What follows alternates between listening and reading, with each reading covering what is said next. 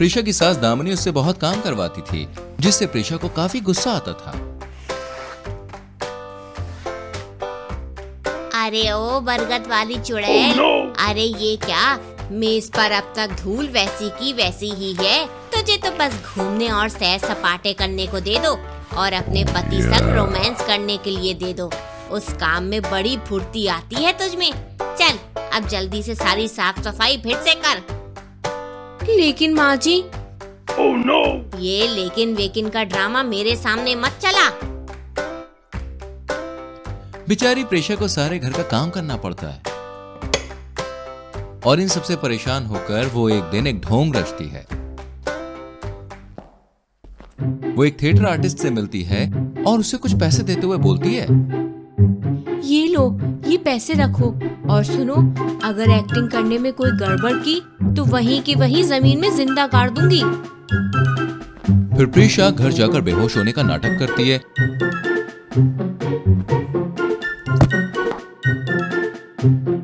जिसके बाद वो थिएटर आर्टिस्ट डॉक्टर बनकर वहां आता है और प्रीशा का चेकअप करता है। देखे, प्रीशा जी को एक बहुत बड़ी बीमारी ने जकड़ लिया है और उस बीमारी का कोई इलाज नहीं है। आई एम सॉरी, लेकिन प्रीशा जी अब बस 4 दिन की मेहमान रह गई हैं। उनके पास ज्यादा वक्त नहीं है। ये बात सुनकर सास दामिनी, ससुर प्रमोद और पति कुंदन एकदम से हैरान रह जाते हैं। क्या? जी हाँ, ये कभी भी इस दुनिया से हम सबको हमेशा हमेशा के लिए छोड़कर जा सकती है। इसलिए इस टाइम आप सब इन्हें बहुत प्यार दीजिए, इनकी सारी ख्वाहिशों को पूरा कीजिए और हाँ, इनसे एक भी काम मत करवाइएगा। इन्हें बस ऐशो आराम से जीने दीजिए। सभी घर वाले डॉक्टर की बात से सहमत हो जाते हैं और फिर तीनों प्रीशा से बहुत प्यार से पेश आते हैं। कहो प्रीशा बहू, क्या है तुम्हारी आखिरी ख्वाहिशें? अब तो तुम बस 4 दिन की बहू जो रह गई हो, इसलिए तुम्हें खुशी खुशी विदा करना हमारा परम धर्म है।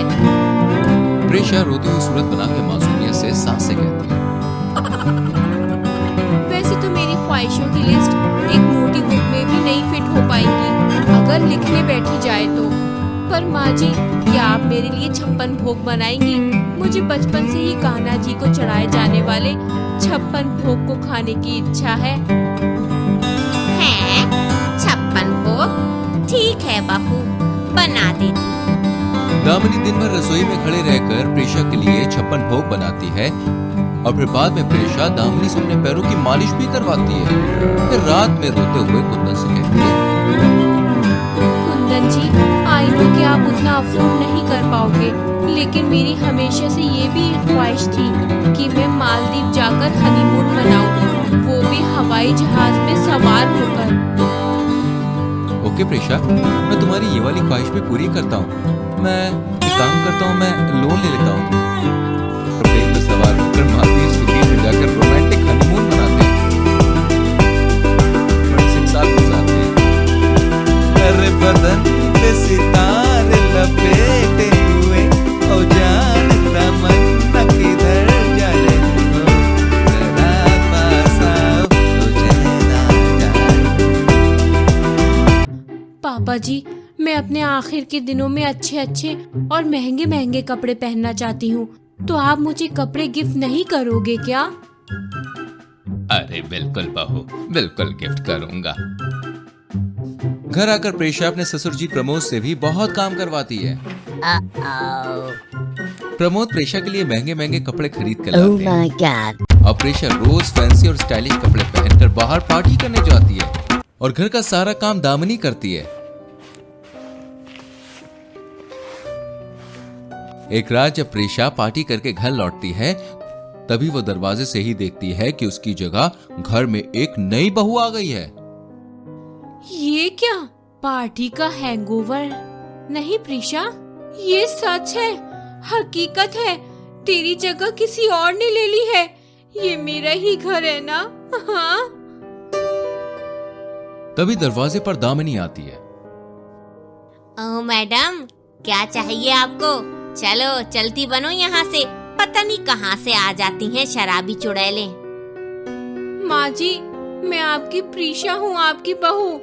ये कुंदन जी किसके साथ है और ये कौन है? मेरा नाम माया है और इस घर की नई बहू हूँ मैं। चल फूट यहाँ से। माया लात मारकर प्रेशा को घर के बाहर धकेलती है। थिएटर आर्टिस्ट, याद आया कुछ? अरे इतना बड़ा ड्रामा किया तुमने हमारे साथ, हम तीनों को इतना परेशान किया, अरे लाखों का नुकसान करवाया। तुम जानती हो, मालदीव से आने के बाद वो डॉक्टर मुझे एक थिएटर में मिला था। अरे तभी मैंने उसे बहुत मारा और मेरा शक बिल्कुल सच निकला और उसने भी सब कुछ मुझे सच सच बता दिया।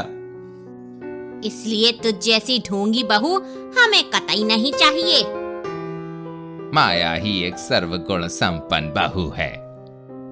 आई love you Maya darling, I love you. I love you too Kundan baby. मुझे माफ कर दीजिए कुंदन जी। माँ जी, पापा जी, मैं आप तीनों के सामने हाथ जोड़ती हूँ, प्लीज।